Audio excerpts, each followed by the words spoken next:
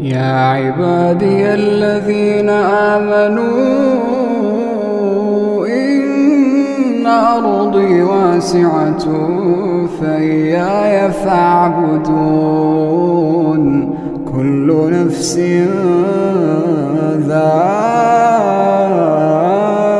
ذائقة الموت كل نفس ذائقة الموت ثم إلينا ترجعون والذين آمنوا وعملوا الصالحات لنبوئنهم من الجنة غرفا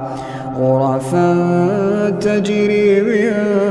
تحتها الأنهار خالدين فيها